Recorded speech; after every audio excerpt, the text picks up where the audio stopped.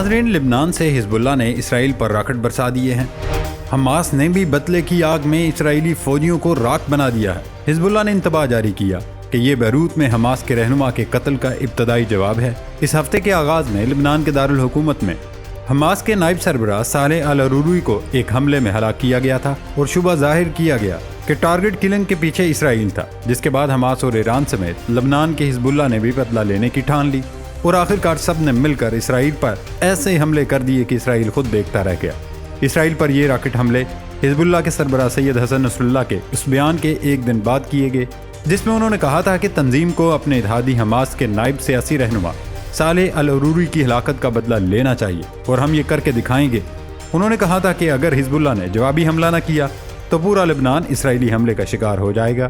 حسن نصر اللہ کا یہ بیان کے بعد یہ خطرہ پیدا ہوا کہ اسرائیل، جو پہلے ہی غزہ میں حماس کے ساتھ برسر پیکار ہے، سرحد پار لبنان میں حزب اللہ کے ساتھ بھی لڑائی شروع کر دے گا، جس سے خطے میں کشیدگی مزید بڑھے گی۔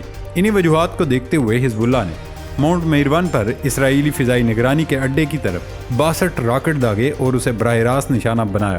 حزب اللہ کے مطابق اس نے راکٹ حملوں سے سرحد کے قریب 2 اسرائیلی فوجی چوکیوں کو بھی نشانہ بنایا گیا۔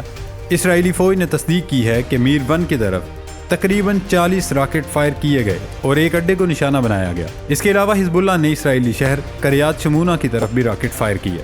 دوستو، اب تک تو تمام تنظیمیں دفاعی پوزیشن پر تھیں، لیکن اب اسرائیل کو انتقامی کارروائیوں کا سامنا ہو سکتا ہے۔ اس کی ایک مثال ہم سب پہلے ہی دیکھ چکے ہیں، یعنی حوثی باغیوں کا اسرائیل سے وابستہ بحری جہاز کو ہائی جیک کرنا اور اسرائیلی اہداف کو نشانہ بنانا۔ حوثیوں نے اکتوبر میں شروع ہونے والی غزہ جنگ کے بعد حماس کی مدد کے عزم کا اظہار کیا تھا اور وہ مغربی طاقتوں کی جانب سے انتباہ کے باوجود بھرپور طریقے سے ان کی پشت پناہی کر رہے ہیں۔ دوسری جانب لبنان میں حماس کے نائب صالح العروری کی ڈرون حملے میں ہلاکت ایک اور ایسی پیش رفت ہے جو مشرق وسطیٰ میں حالات کو خطرناک موڑ پر لے آئی۔ حزب اللہ کے حملوں کے بعد اسرائیل کے سب سے اہم اتحادی امریکہ نے جنگ کو حزب اللہ تک لے جانے کے خلاف بارہا خبردار کیا ہے، کیونکہ اس کے بعد دور رس نتائج ہو سکتے ہیں اور اسرائیل کو ناقابل تلافی نقصان کا سامنا ہو سکتا ہے۔ جب اسرائیل نے غزہ پر انتقامی حملہ کیا تھا تو ملک کی لیڈرشپ نے حماس کا مکمل طور پر خاتمہ کرنے کا عندیہ دیا تھا۔ اب ملک سے باہر موجود حماس کی لیڈرشپ پر حملہ اس جنگ کو نیا رخ دے رہی ہے، لیکن حزب اللہ اور ایرانی افواج کے ساتھ کی وجہ سے حماس انتہائی مضبوط ہو گیا ہے، جس کی وجہ سے نہ صرف اسرائیل بلکہ اتحادی ممالک بھی خوف میں مبتلا ہیں۔ مجموعی طور پر العروری کے قتل نے نصر اللہ اور حزب اللہ کو مشکل میں ڈال دیا تھا، لیکن اب ان سب نے مل کر حملوں پر اتفاق کیا ہے۔ زیادہ تر لبنانی اسرائیل کے ساتھ جنگ چاہتے ہیں اور اس حوالے سے بھرپور تیاریاں بھی ہو رہی ہیں۔ دوسری طرف یمن کے حوثی باغی غزہ میں جاری جنگ کی وجہ سے اسرائیل کو نشانہ بنانے کی کوشش کر رہے ہیں۔ اپنی اسٹریٹجک پوزیشن کا استعمال کرتے ہوئے حوثی باغیوں نے بحیرہ احمر سے گزرنے والے بڑے بحری جہازوں کو نقصان پہنچایا، جن میں اسرائیل سے وابستہ بحری جہاز بھی شامل ہیں۔ نومبر سے اب تک حوثی 20 سے زیادہ مرتبہ بحری جہازوں پر حملے کر چکے ہیں۔ ان حملوں کی وجہ سے نہ صرف اسرائیل بلکہ عالمی سطح پر تجارت کو نقصان پہنچ رہا ہے۔ امریکہ اور برطانیہ سمیت 12 بڑے ممالک نے وارننگ جاری کی ہے کہ حوثی باغیوں نے اگر یہ حملے جاری رکھے تو ان کو نتائج بھگتنا پڑیں گے۔ مغربی اتحادیوں کے بحری جہازوں نے جوابی حملے بھی کیے ہیں۔ یوں یہ طاقتیں براہ راست اس تنازع میں شامل ہو گئی۔ اس تناظر میں اگر شام اور عراق کے حالات دیکھیں تو وہاں بھی امریکی فوجی اڈوں پر حملوں کو اسی جنگ کی ایک کڑی کے طور پر دیکھا جا رہا ہے۔ دوستو، صرف یہی نہیں بلکہ یہ جنگ اب کئی دیگر ممالک تک بھی پھیلی گئی۔ حزب اللہ اگر لبنان سے اپنے حملوں میں اضافہ کرتا ہے تو اس کی بھی اسرائیل کے ساتھ جنگ شروع ہو سکتی ہے۔ یہ لبنان اور خطے کی غیر مستحکم کر سکتا ہے اور جنگ پورے لبنان تک پہنچ سکتی ہے۔ اگر حوثی باغیوں نے بحیرہ احمر میں اپنے حملے جاری رکھے تو یہ اسرائیل کی سمندری سلامتی اور تجارت کے لیے بہت بڑا خطرہ ثابت ہو سکتا ہے۔ مغربی طاقتوں کا ان حملوں پر رد عمل دیکھ کر اس کا اندازہ ہو سکتا ہے۔ چین اور روس دونوں خطے میں امریکی اثر و رسوخ کو چیلنج کرنے کے لیے مشرق وسطیٰ کے حالیہ تناظر میں مداخلت کر سکتے ہیں۔ اس مداخلت کی وجہ سے عالمی جنگ جیسے حالات پیدا ہو سکتے ہیں۔ فی الحال اسرائیل اپنے مقاصد کو حاصل کرنے کے لیے کارروائیاں جاری رکھ رہا ہے، جس کو روکنے میں عرب ممالک اور اسلامی ممالک ناکام ہیں، لیکن دیگر تنظیمیں بلا خوف جواب دے رہی ہیں۔ ناظرین، اسرائیل کی غزہ پر بمباری کا سلسلہ اکتوبر 2023 سے جاری ہے۔ صہیونی افواج نے تمام تر بین الاقوامی دباؤ جوتے کی نوک پر رکھتے ہوئے غزہ کو زندہ لوگوں کو قبرستان بنا دیا، لیکن اس کے باوجود فلسطینی عوام کے حوصلے بلند ہیں۔ حماس کا کہنا ہے کہ ہم مسلم ممالک سے اسرائیل کے خلاف میدان جنگ میں اپنی فوجیں اتارنے کا مطالبہ نہیں کرتے، لیکن چاہتے ہیں کہ مسلم ممالک جنگ کے خاتمے کے لیے اپنے موقف پر عمل درآمد کروائیں۔ دوسری طرف بین الاقوامی سطح حماس اور دیگر تنظیموں کا خوف اس قدر بڑھ گیا کہ اب بڑے بڑے ممالک کے ترجمان تک جواب نہیں دے پاتے۔ ایسا ہی کچھ ہوا امریکہ کا۔ امریکہ کی قومی سلامتی کونسل کے ترجمان جان کربی کے ساتھ جو ایک خاتون صحافی نے ان سے خطرناک سوال پوچھے تو وہ آئیں بائیں شائیں کرتے رہے۔ اس مکالمے کے دوران جان کربی خاتون صحافی کے پے در پے سوالات پر جھنجھلا کر رہ گئے اور ہزیمت سے بچنے کے لیے انہوں نے آخر میں جواب دینے سے ہی انکار کر دیا۔ امریکی قومی سلامتی کونسل کے ترجمان کو کن سوالات نے مشکل میں مبتلا کر دیا، اس دوران ان کی کیفیت کیا تھی اور آخر میں سوالات کے جواب دینے سے کیوں انکاری ہو گئے، یہ ایک دلچسپ معاملہ ہے اور کھوجی ٹی وی آپ کو ساری کہانی بتائے گا۔ ہوا کچھ یوں کہ وائٹ ہاؤس میں ایک پریس بریفنگ کے دوران جان کربی سے معروف عرب ٹیلی ویژن چینل الجزیرہ کی رپورٹر کمبرلے ہیلکٹ نے سوال کیا کہ ایران پہلے ہی کہہ چکا ہے کہ کوئی بھی اس خطے میں قدم نہیں رکھ سکتا جہاں اس کا غلبہ ہو۔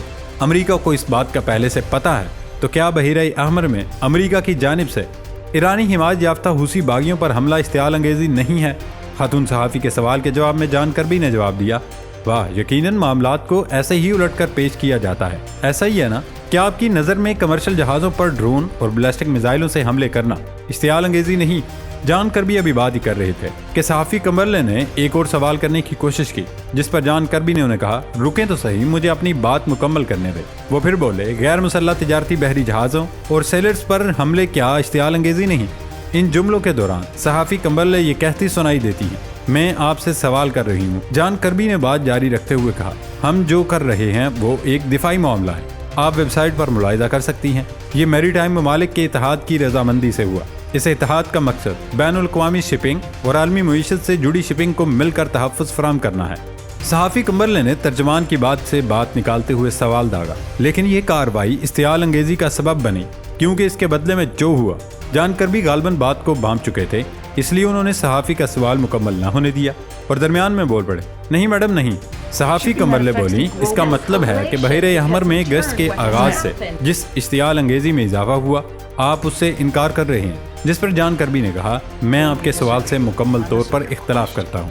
بحیرہ احمر میں کمرشل جہازوں پر حملہ امریکہ نے نہیں بلکہ حوثیوں نے کیا تھا، اور ان حوثیوں کو کس کی حمایت حاصل ہے؟ ایران کی۔ انہوں نے بات جاری کرتے ہوئے کہا، ایران نے حوثیوں کو میزائل فراہم کیے جو وہ استعمال کر رہے ہیں، ہم کمرشل جہازوں کے تحفظ کے لیے صرف دفاعی پوزیشن پر ہیں، ہم نے گزشتہ 48 گھنٹے میں۔